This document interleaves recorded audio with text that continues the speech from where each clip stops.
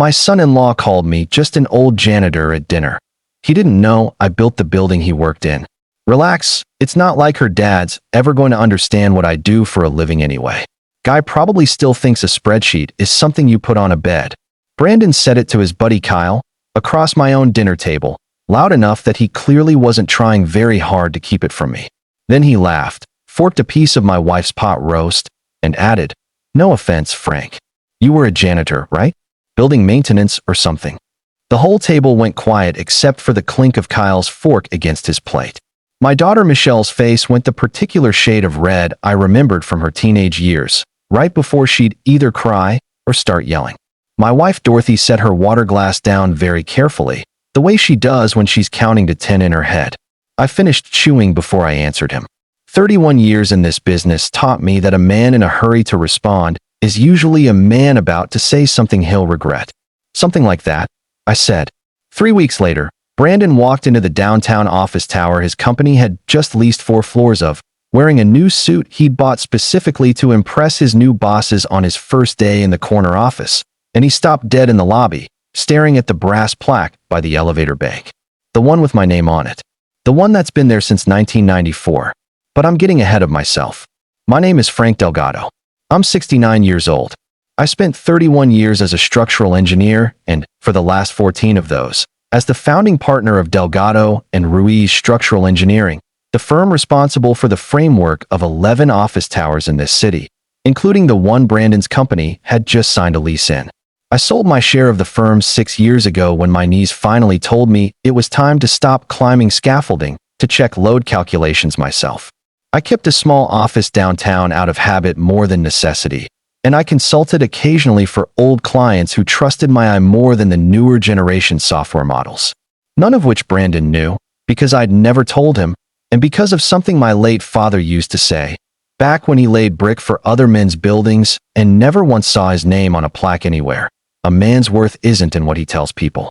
It's in what the building's still standing to say for him, 40 years later, whether anyone's looking or not. I liked that philosophy fine until it started costing me dinners with my own family. Michelle married Brandon 4 years ago.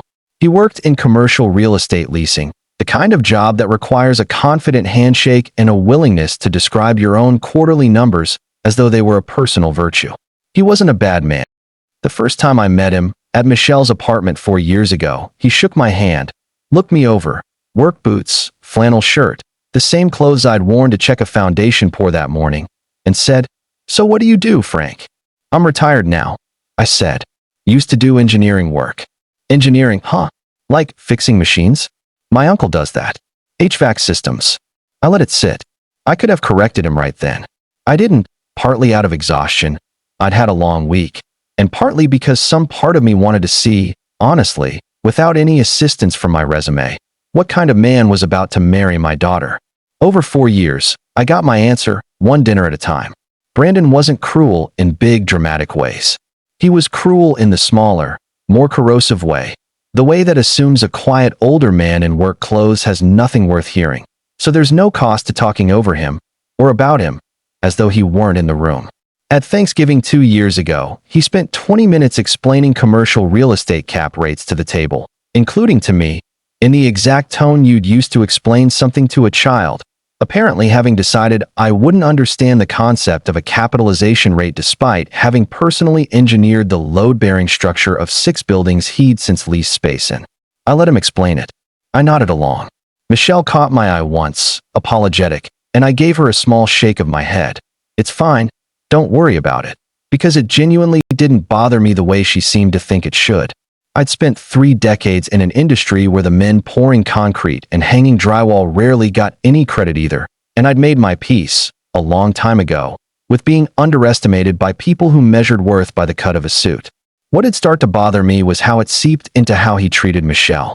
She'd majored in art history, worked at a small nonprofit museum downtown, made modest money doing work she loved. Brandon made considerably more. And over the years, I watched him use that gap the way some men use a hammer. Not violently, but constantly, tapping at the same spot until something gives. Comments about her salary at parties. Jokes about her little museum job. Once, at her own birthday dinner, He told a table of his coworkers that Michelle was still figuring out what she wants to do when she grows up, and laughed.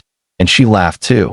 The particular laugh people use when they've decided a fight isn't worth having in front of an audience. I watched my daughter get smaller across that table, year after year, the same way I imagine Brandon watched me and decided I was smaller than I actually was. Funny how a man can practice diminishing one person and not notice he's doing the exact same thing to another. The janitor comment happened at a family dinner in September at our house, Dorothy's pot roast. Kyle from Brandon's office along as a guest because Brandon liked having an audience for his stories. He'd been talking about his new position, a promotion, a corner office, a lease his company had just signed downtown in a building he described, at some length, as one of the nicer towers in the city, real quality construction, not like some of these newer cheap builds. I didn't say anything. I actually smiled a little, hearing him praise a building I'd spent 400 hours calculating wind load tolerances for, back in 1993, before he was born. Then Kyle asked, politely, making conversation, what I used to do for work.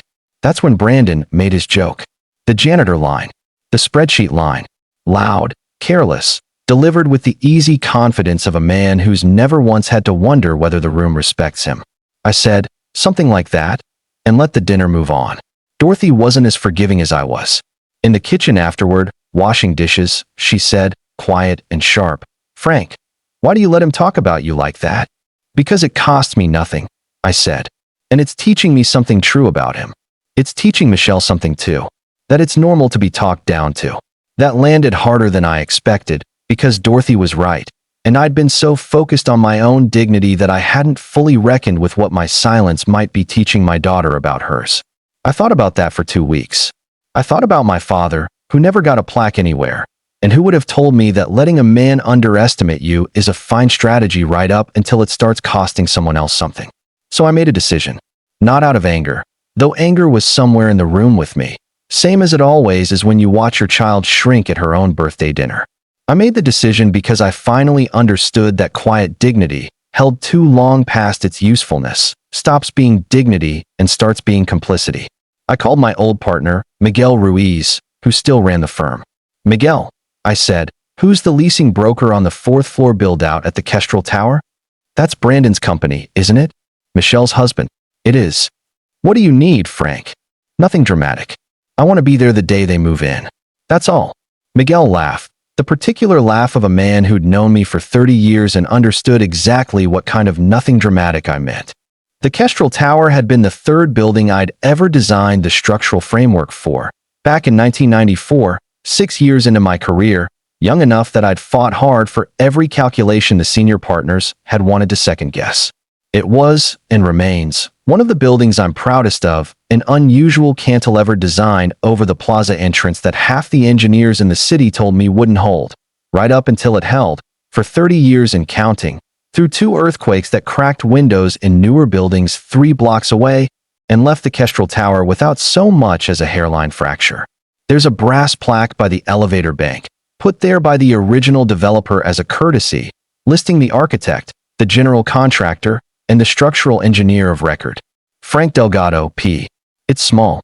Most people walk past it 100 times without noticing. I certainly never made a point of mentioning it existed. Brandon's first day in his new office was a Monday in October. I knew because Michelle had mentioned it. Excited for him despite everything. The way daughters remain loyal to husbands who don't always deserve the loyalty they're given. I made sure I had a reason to be in the building that morning. An actual reason. A consultation with the building's facilities manager about a minor settlement crack on the 2nd floor that Miguel had flagged for me. Real work, not a pretext. I was standing near the elevator bank, going over the crack report with the facilities manager, Denise, a sharp woman I'd worked with for years, when Brandon walked in, new suit, leather portfolio under his arm, practically glowing with the particular self-satisfaction of a man on his way to a corner office. He didn't see me at first. He was looking up at the atrium, at the cantilevered overhang above the plaza entrance, the same overhang half the city's engineers once said couldn't be built. Then his eyes drifted, out of idle habit, to the brass plaque by the elevators. I watched his face change in real time. The particular kind of change that happens when a piece of information doesn't just arrive, but arrives and rearranges everything standing around it. "Frank," he said, turning, seeing me for the first time, and I watched him do the math. The plaque, my name, the year, my presence in the lobby, and a hard hat that Denise had handed me for the site walk. "Morning, Brandon," I said. This is your building? You built this?" "I was the structural engineer of record," I said. 1994. Cantilever design over the plaza. Most engineers in the city told the developer it couldn't be done without steel reinforcement running straight through the lobby ceiling. I found a way to do it without ruining the sight lines. It's held through 2 earthquakes since. Denise, standing beside me, added, without my prompting, "Frank's actually here about a minor settlement issue on 2. Nothing structural, just cosmetic, but we always call him first. Best eye in the business for this building. Has been for 30 years. Brandon stood there, portfolio under his arm. In a lobby he'd just spent 20 minutes calling real quality construction, not like these cheap new builds, realizing he was standing in the exact building I'd spent 400 hours calculating in 1993, 3 years before he was born. "I didn't know," he said finally. "You never asked," I said. "You decided I was a janitor at a dinner table 3 weeks ago. I figured you'd worked out everything you needed to know." He flushed, glanced at Denise, clearly wishing this conversation were happening anywhere else. "Frank, that was a joke. I didn't mean." "I know what you meant," I said, and I kept my voice level, the same way I'd kept it level for 4 years of birthday parties and Thanksgivings. "You meant that a man in work boots at a family dinner couldn't possibly be worth listening to. You've meant that about me for 4 years, Brandon. Today you just found out you were wrong about the boots." He didn't have an answer ready. I'd noticed that about him before. Quick with a joke, slower with an apology, the particular deficit of men who've spent their whole lives being the loudest person in rooms that never really challenged them. "I have to get up to the office," he said finally, quieter than I'd ever heard him. "Go ahead," I said. "I've got a crack to look at on too." That should have been the end of it, a quiet correction delivered and absorbed. But it wasn't, because word travels fast in a building where the property manager knows everyone's business, and by lunchtime, half of Brandon's new office had heard some version of the story. The new guy's father-in-law built the building, and the new guy called him a janitor at dinner 3 weeks ago. Michelle called me that evening, and I could hear in her voice that she'd already heard from Brandon, agitated, embarrassed, looking for someone to blame that wasn't himself. "Dad, is it true? You engineered the Kestrel Tower?" "I did. Why didn't you ever tell us?" I sat with that question for a moment. The same question Tyler had once asked me. No, wrong story, wrong old man. But the question rhymes across every kitchen table in this particular kind of family, apparently, because underestimating your elders seems to be a habit these families keep passing down like a bad heirloom. Because your grandfather laid brick his whole life and never got so much as a business card with his name on it. I said. He used to tell me a building says more about a man than his own mouth ever could. I believed him. I still do, mostly. Brandon's humiliated. People at his office are talking about it. I imagine they are. Did you do that on purpose? Show up there today? I could have lied. I decided against it, the same way I always decide against it, because a lie told to protect someone from an uncomfortable truth usually just delays a worse conversation later. Yes, I said. I did. Not to humiliate him in front of his coworkers. That part one didn't orchestrate. That happened because Denise talks, and buildings have long memories. But I made sure I was in that lobby on his first day because I finally understood something your mother told me weeks ago. Every time I let him call me a janitor and smiled about it, I wasn't just protecting my own pride. I was teaching you that it's normal to be talked down to by the man you married. I've watched him do that to you for 4 years, Michelle. At your own birthday dinner. I let it go because it cost me nothing.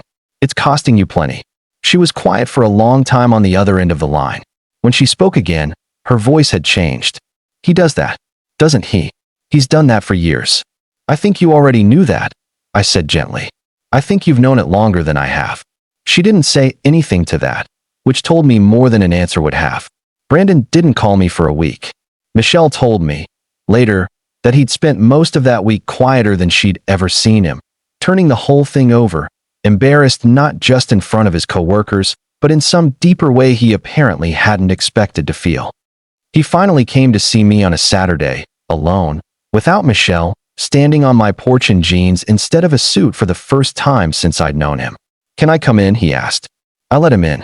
Dorothy made coffee, then found a reason to be in the other room, giving us space the way good wives learn to do at exactly the right moments. I've been thinking about it all week, Brandon said, turning his coffee cup in slow circles, not quite meeting my eyes. The plaque, the dinner, all of it. And I think I've been a jerk to you for 4 years and just never had a reason to notice, because you never gave me one. That was closer to honest than I'd expected from him, and I told him so. Why didn't you ever say anything? He asked. In 4 years. Not once. You could have just told me what you actually did for a living the first day we met. I could have, I said. I chose not to, for my own reasons, some of them good. Some of them probably just stubborn pride dressed up as principle. But Brandon, here's the thing you're missing. You didn't treat me badly because you didn't know I was an engineer. You treated me badly because you decided, the moment you saw my boots, that I wasn't worth finding out about. That's not a mistake about information. That's a mistake about character. He flinched at that, the same way Tyler had flinched, the same way most people flinch when a truth lands somewhere they can't argue their way around. I do that, he said slowly. Don't I? I did it to you. I think I might do it to Michelle too. I let that sit in the room for a moment, because I wanted him to arrive at it himself rather than have me hand it to him. What do you mean? I asked, though I already suspected the answer. The museum job. I make jokes about it. I've made jokes about it for years. I always thought I was just teasing. He rubbed his face with both hands. I don't think I was just teasing. No, I said. I don't think you were either. I don't know how to fix 4 years of that. You don't fix it in an afternoon, I told him. You fix it the same way trust always gets rebuilt. One ordinary Tuesday at a time, where you ask questions instead of assuming answers, where you listen to your wife talk about a painting she loves without deciding in advance that it's less important than your spreadsheet. That's the whole method. There isn't a shortcut. He nodded slowly, and for the first time in 4 years, he looked at me the way you look at someone you've actually decided to see. It's been 5 months since that Saturday morning on my porch. Brandon still works at the Kestrel Tower, and he tells me now, every time I see him, that he still gets a strange feeling walking past that brass plaque, like a daily reminder installed specifically for his benefit. I told him that's not a bad thing for a man to carry around, a small daily reminder that he doesn't actually know everything about the people he's decided not to look at closely. He stopped making jokes about the museum job. He came to one of Michelle's exhibition openings last month, the first one he'd attended in 2 years, and Dorothy told me he actually read the placards, actually asked Michelle questions about the curation choices, actually seemed to understand, for the first time, that his wife's quiet work required a mind he'd never bothered crediting her with having. Michelle called me after that opening, happier than I'd heard her in a long time. He asked me real questions tonight, Dad. Not performance questions. Real ones. That's a good sign, I told her. Is it going to last? I thought about that carefully, because I've learned the hard way that promising anyone permanent change is its own kind of lie. I don't know, I said honestly. But I know it's better than 4 years of jokes at a dinner table. And I know you don't have to sit quietly through the next 4, hoping it gets better on its own. You get to ask for better. You always did. She was quiet for a moment. I think I forgot that. Somewhere along the way. I think I forgot to remind you, I said. I was too busy being proud of my own patience to notice what it was costing you. The brass plaque is still there, small, easy to walk past 100 times without noticing. I still don't make a habit of mentioning what I built, to Brandon or to anyone else. Some things about my father's philosophy, I still believe. A building holds up 30 years through 2 earthquakes, and says more about a man than his own mouth ever could. But I've also learned something Dorothy tried to tell me back in that kitchen, drying dishes, weeks before any of this happened. Quiet dignity is a fine thing to carry for yourself. It stops being dignity, though, the moment it teaches someone you love that being underestimated is simply the price of admission to sitting at your own table. If someone in your life has been quietly diminished at their own dinner table by a son-in-law, a daughter-in-law, a coworker who never bothered to ask, I hope you find a way to let the truth arrive in its own time, on its own foundation, sturdy enough to hold. And if this story reminded you of someone who deserves to be seen more clearly, share it with them. Sometimes the truth doesn't need a speech. It just needs a plaque somebody finally stops to read.